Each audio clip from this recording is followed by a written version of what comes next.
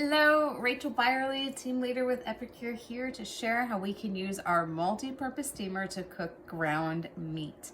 So I've already popped 1 pound of ground beef into my multi-purpose steamer, and I'm just going to use our ground meat separator just to break it up a little bit. It'll cook a little bit even faster that way. And so just broke that up. I'm going to pop this into the microwave, put the lid on, pop this in for 3 minutes. All right, hold on.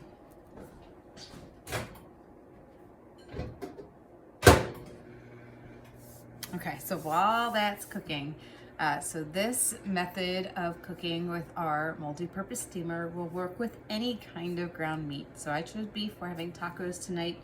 You can do chicken, you can do turkey, you can do pork. I like to cook it for the first 3 minutes and then drain off the grease, and I'll show you how super easy that is before we add the seasoning blend of choice. I like to get that grease out first so I'm not losing the spices with that draining of the grease. So tonight we're adding taco because we're having tacos tonight.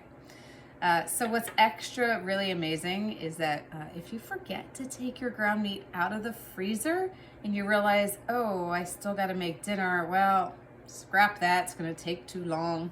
No, pop it into your steamer and cook it for maybe about 2 minutes, and then break it up, and then go ahead and cook it for 3, drain, and then like we're doing, finish it the rest of the way. I also love making meatballs. I use the tray that comes with your steamer, and if you've watched the intro video, you've seen some ideas on how to use that. I put that tray in, and I'll put my meatballs on top, and that way the grease drips down out of off the tray, and our meatballs get done in about 4 minutes. That's just insane. I used to cook meatballs in the oven, and that would take like 20 minutes. Done, 4 minutes. Of course, depending on size. I haven't tried it yet, but you can probably take frozen meatballs and pop them on top and have them done in maybe 6 to 8 minutes. I also, another little tip that I do, I get Italian sausage, either in the lengths or the long coil, and I cut that up into chunks, and I'll put that on here, and I'll pop that in for 4 or 5 minutes, and I've got my sausage all cooked and ready to go.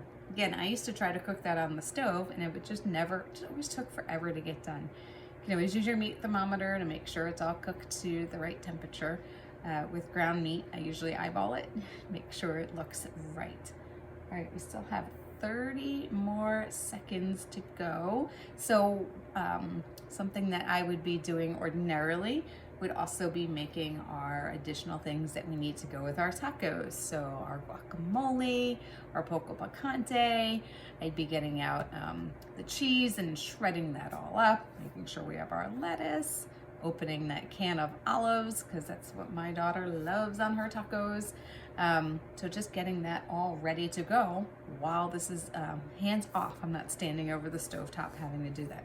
All right, let me grab this.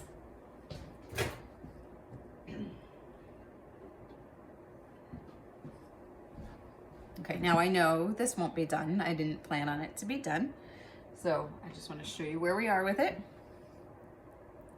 So I'm going to take one of our prep bowls, and I'm going to, what I love is how flexible this is so that I can drain this grease out. And this was like 90% lean or 90% lean. Yeah. All right. Sometimes I'll leave a little bit extra in there, so it's doesn't get too, add a little bit of that liquid. And I'm just going to break this up again. And at this point, I'm going to add my taco seasoning. And kind of rotate it a little bit. And even see, it's kind of funny when you start breaking it up, it actually starts cooking the rest of it from itself. Breaking up those larger chunks in here so it gets all done. As I said, I knew 3 minutes would not be long enough. All right, so I'm going to go ahead and add our taco seasoning.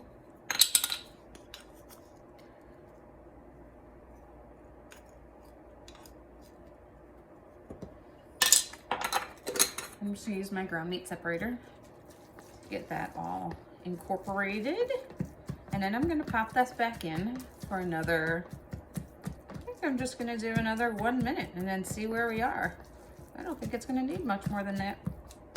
There's a big chunk. All right, so I'm gonna put our lid back on. As I said, I'm gonna do 1 more minute.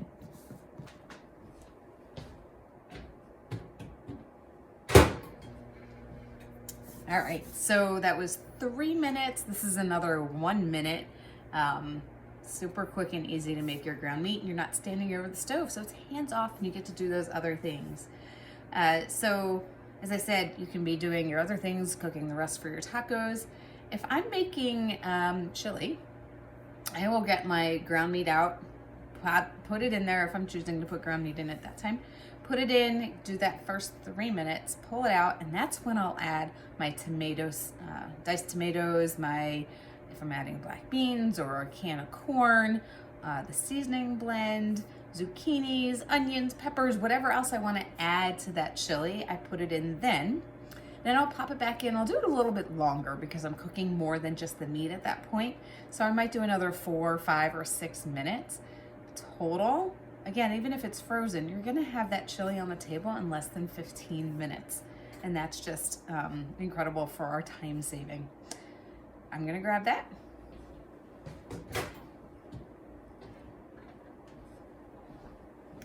And we see where we are. Here we go. That's our taco meat. And from the looks of it, that's done. So that was a total cook time of 4 minutes. And just in the middle, just draining that grease and breaking it up and adding the seasoning. We have our ground meat ready to go. Super easy, super quick, and it's still all juicy and moist in there. All right, thanks for tuning in. Have a great one.